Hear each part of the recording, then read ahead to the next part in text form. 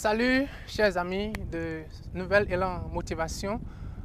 Comme nous vous l'avons promis, nous ferons de la motivation intégrée. Nous ferons de la motivation qui tienne compte de tout ce que nous avons ignoré et qui puisse peut-être mieux nous motiver.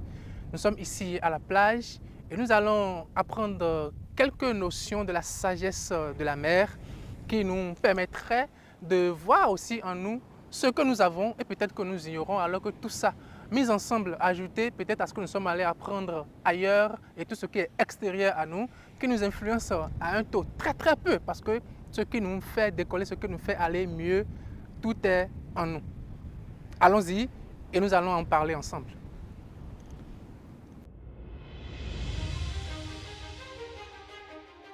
Nous étions donc en train de faire l'introduction à cette vidéo qui va se baser sur quelques sagesses de la mer.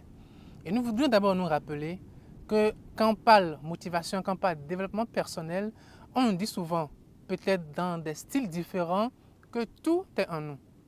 Que rien de l'extérieur véritablement ne nous définit. C'est le cas de la mer. Une création que nous voyons, mais qui n'est pas un hasard en termes de contact, si Dieu permet que nous voyons ça. Généralement, on demande qu'on écoute l'essence de sa vie, mais c'est parfois de l'extérieur que les choses qui sont en nous sont révélées. Est-ce que nous voyons parfois la mer bouger comme ça? Ça nous dit que c'est la force qui est en elle qui se déploie. Regardons à peu près la manière dont elle s'organise pour son mouvement. La force de la mer est en elle. Et ta force pour que tu aies tout ce que tu veux, pour que tu fasses tout ce dont tu rêves est en toi.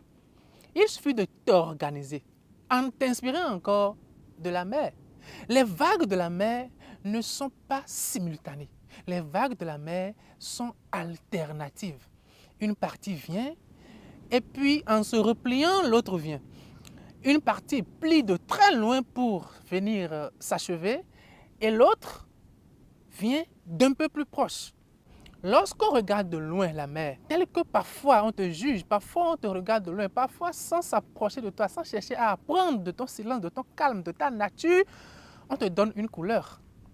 De loin, on voit quelque chose qui est vert, pour certains bleu, une eau sale. Mais quand il vous arrive de prendre l'eau de la mer dans un bol ou dans un plastique transparent, qu'est-ce que vous remarquez? Une netteté incomparable. Tu es ce que tu es. Tu es ce que du dedans de toi, on a fait de toi de toute éternité. Mais rien ne peut véritablement mieux que ton éveil intérieur te donner la force, la valeur et puis la clarté, la netteté. Rien ne peut te révéler ça. Et rien ne peut venir modifier ça. Au fait, ce qui fait parfois qu'on n'est pas nous, c'est que du dedans de nous, on ne s'est pas encore rendu compte de qui on est. C'est sincère. On ne s'est pas encore rendu compte de qui on est. La force est en nous. Et quand on regarde la mer, souvent on dit que c'est ce qui arrive à porter le plus de poids. Parce que quand on regarde les bateaux, quand on regarde tout ce qui se trouve à l'intérieur, paraît-il spirituellement comme de façon réelle, il paraît que c'est beaucoup. Ça veut dire quoi? Ça veut dire que dès que tu découvres ta force et tu agis naturellement, tu te révèles comme étant quelqu'un qui s'impose, tu n'as pas à regarder les autres.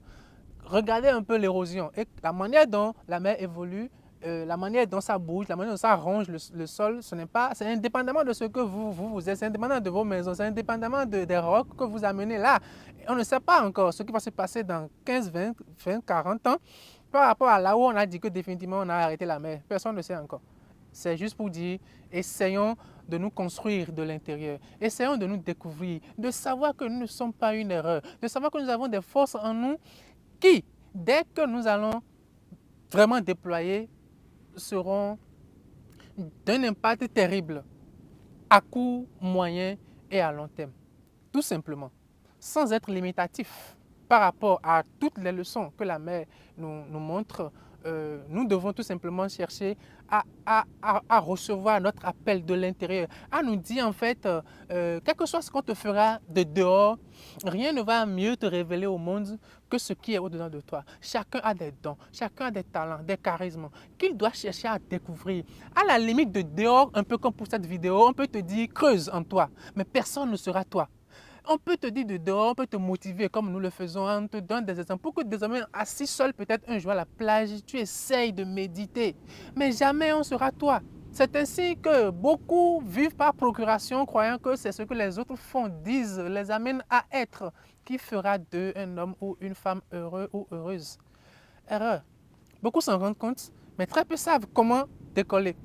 Très peu savent comment se cultiver, comment commencer par oser, comment commencer par être différent et bizarre au regard des autres. Et c'est la seule manière, c'est le seul indicateur pour vraiment réussir dans la vie et surtout réussir sa vie.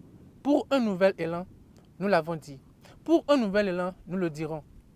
Si vous avez aimé, faites-le savoir en invitant d'autres personnes à aimer cette page comme vous l'avez déjà aimé, je présume. Si vous ne l'avez pas fait, vous pouvez toujours le faire en partageant cette vidéo qui peut banalement aider ou réveiller certaines personnes.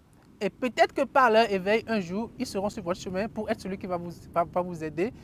Alors qu'à vos actions, Dieu donne du souffle.